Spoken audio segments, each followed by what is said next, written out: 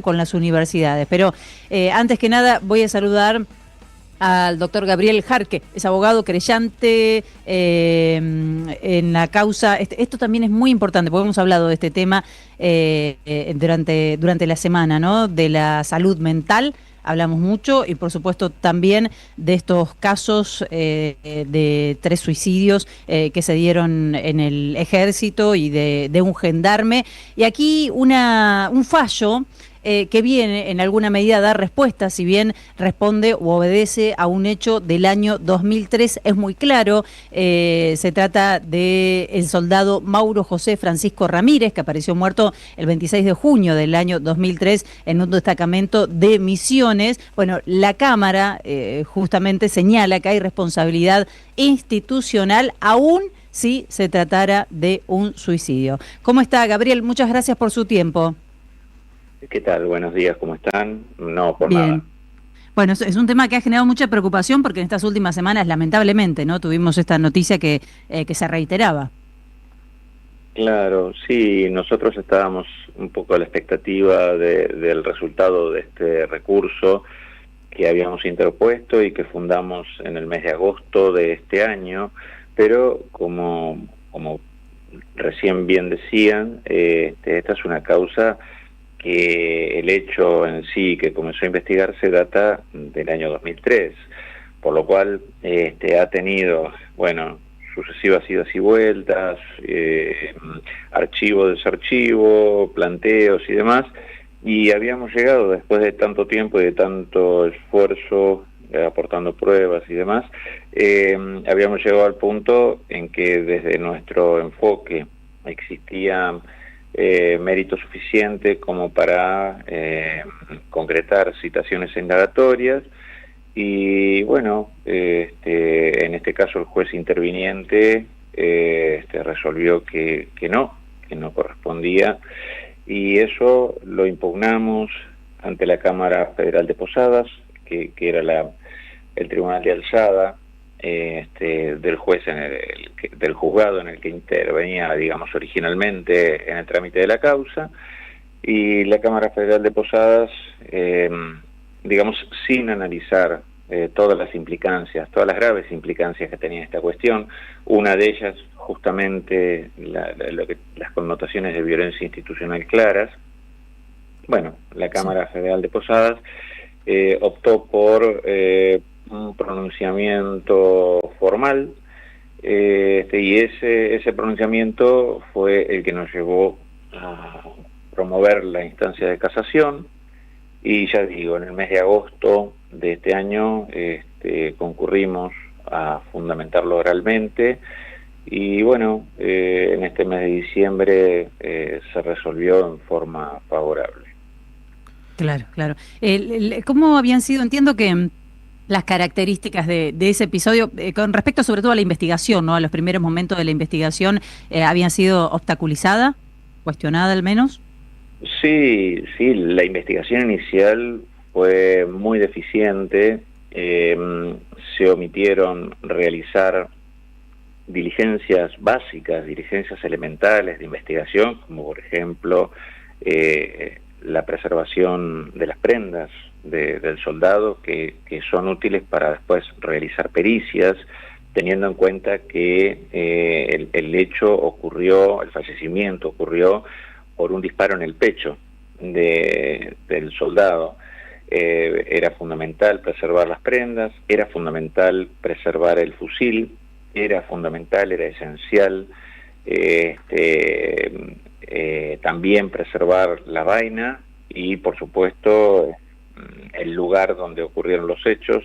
Todo esto no pasó, no solamente eso, sino que hubo, digamos, una suerte de decisión a partir de cómo tramitó la causa, indudablemente una decisión de imaginar que esto había sido un suicidio sin profundizar para nada en cómo habían ocurrido los hechos y en circunstancias que eran importantes para esclarecerlo.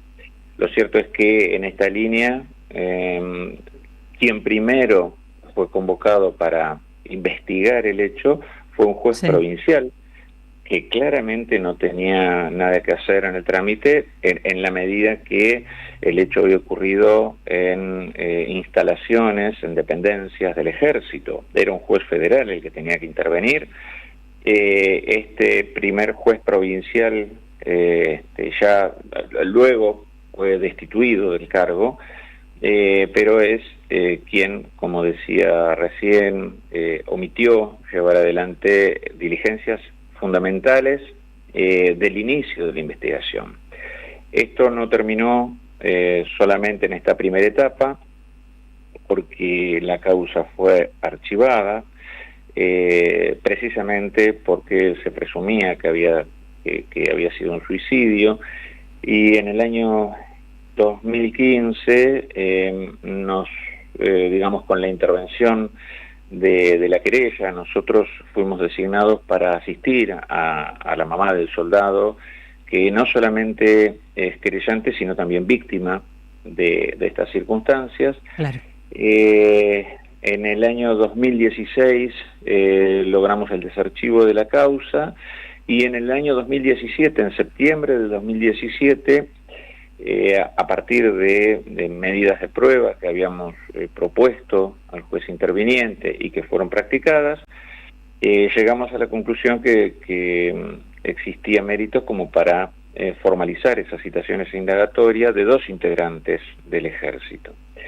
Este pedido de septiembre del 2017 comenzó a ser postergado, dilatado, no se respondía a ese planteo, sino que se indicaba que correspondía agregar algunas otras medidas adicionales, cosa que nosotros desde nuestro lugar tratamos de aportar todo lo necesario, pero digamos, esta situación de postergación se dio por otros 8 años más prácticamente, y hasta que, bueno, finalmente con las pruebas adicionales reunidas volvimos a insistir con este pedido de citación indagatoria, y el juez federal subrogante que estaba interviniendo resolvió rechazarlo, como recién lo acabo de mencionar. Gabriel, ¿cómo estás? Sí. Te saluda Jair Sibel. Quería preguntarte, hablabas de factores institucionales, de violencia institucional, factores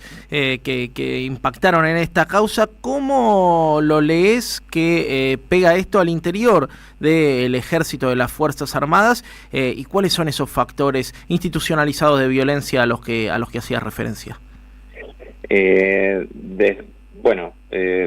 Desde el inicio, digamos, de la investigación, como decía, se trató de no aportar o de no sumar elementos de prueba que eran fundamentales, y en esto tenemos que ser claros en el sentido de que ese primer juez que intervino tampoco adoptó las medidas necesarias como para que desde la fuerza fueran suministrados estos elementos indispensables.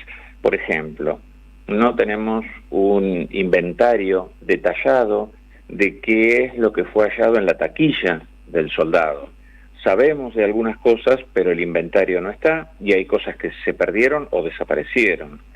La falta de preservación del uniforme es una deficiencia grave, porque si se analiza el contexto de la causa, se verá que fueron practicadas múltiples pericias sobre las prendas del soldado, y resulta que no se podía asegurar que las aportadas por el ejército en aquel momento fueran las prendas del soldado, porque existió un claro déficit de preservación. Entonces, por una parte, las medidas de prueba omitidas. Por otro lado, las que sí fueron practicadas y direccionadas. Por ejemplo, tenemos testimonios de quienes declararon en aquella época que están agregados a la causa, y lo que manifiestan soldados que prestaron declaración es que directamente concurrieron a firmar sus declaraciones. Es decir, las declaraciones estaban prearmadas o preelaboradas en un sentido determinado. Entonces, Por un lado, como decía, por omisión, por otro lado, por acción, por lo que se hizo, y la sola demora, la sola postergación en resolver es un supuesto que encuadra no solamente en una vulneración del plazo razonable de juzgamiento, que está reconocido como un agravio en todas las instancias y tribunales internacionales, sino también como un supuesto de, como decíamos y como estamos hablando, de violencia institucional. El Estado, y esto lo tiene reconocido la Corte Interamericana, el Estado en circunstancias como esta en particular, tiene que proveer y poner a disposición todos los medios como para que se esclarezcan los hechos y no proveer a lo contrario, facilitar lo contrario o consentir lo contrario. Nosotros en alguna de las presentaciones que hicimos hemos dejado sentado claramente que fue una actitud muy complaciente de parte de autoridades, tanto administrativas como también de algunas autoridades jurisdiccionales. Todo parte del Estado, parte de la estructura del Estado. De manera que la violencia institucional, por todas esas razones, desde nuestro punto de vista, estaba presente, así se lo planteamos al Tribunal de Casación, y así lo ratificó el Tribunal de Casación, con el voto del doctor Alejandro Slokar a la cabeza, fue el voto en definitiva que hizo mayoría, ¿no? Bien, Gabriel, nos queda un minutito, pero me gustaría hacerle esta pregunta para terminar de comprender la situación. No sabemos en definitiva qué pasó con Mauro, ¿verdad? Bueno, nosotros tenemos nuestra teoría, nosotros tenemos nuestra versión, por eso concretamos citaciones a prestar declaración indagatoria de dos integrantes de la fuerza. Que estaban con él. Claro, esto fue este hecho ocurrió en un puesto de guardia. Desde nuestro enfoque y con las pruebas practicadas estamos convencidos que se produjo un accidente, se produjo un disparo en circunstancias del cambio de guardia. Se produjo un disparo que el disparo mató al soldado, y lo que creemos es que las pruebas indican que se trató de ocultar ese hecho accidental. No mantenemos, no defendemos una tesis dolosa de que fue un homicidio deliberado, que lo quisieron matar. Eso nosotros realmente no tenemos elementos como para poder afirmarlo, pero sí están dadas todas las circunstancias como para poder sostener esta teoría que indica que en el cambio de guardia estas dos personas, que es un suboficial y un soldado, al accionar el fusil, al comprobar si estaba cargado o descargado, se ejecutó un disparo que accidentalmente dio en el pecho del soldado y lo mató. La cuestión es lo que vino después, el ocultamiento, el direccionamiento en otro sentido de toda la investigación, ¿no? Gabriel, muchas gracias por recibirnos hoy, muy claro. No, al contrario, gracias a ustedes. Mandamos un abrazo. Estamos escuchando a Gabriel Jarge, quien representa justamente a Mauro Ramírez, a la familia de Mauro Ramírez, y este fallo que es muy claro, sobre todo por lo que venimos hablando en estos últimos días, ¿no? Cuando sucede un hecho como esto en un cuartel prestando servicio, hay responsabilidad penal, incumplimiento de los deberes de funcionario público, de los jefes por haber asignado tareas que no estaban en condiciones de cumplir, bueno, u otras situaciones. Después, Jair, estamos muy sobre la hora de la tanda, pero nos venimos insistiendo y estaba mirando un informe con respecto a la salud mental y algunas recomendaciones, ¿no? Porque hablábamos de 3 soldados en un lapso de tiempo muy breve y un gendarme que en estas circunstancias, estos casos son diferentes, ¿no? Pues habla de suicidio, de todas maneras tiene que la justicia terminar de determinarlo, ¿no? Hay muchas dudas con respecto a este caso que estamos citando del año 2003. Sí, son dos casos distintos, pero los dos intervienen de lleno en lo que tiene que ver con las Fuerzas Armadas y la vida que se hace ahí adentro, que tiene un ostracismo bastante importante. Sí. A partir de estos suicidios que contás vos, se empezó a poner en discusión cuánto están ganando y cómo es de compleja la vida de las personas de armas hoy en día en Argentina. Sí, el problema en realidad de salud mental que estamos teniendo excede ampliamente, Sí, ¿no? Eso total. que estamos teniendo en toda la población, lamentablemente. Bueno, señores y señoras.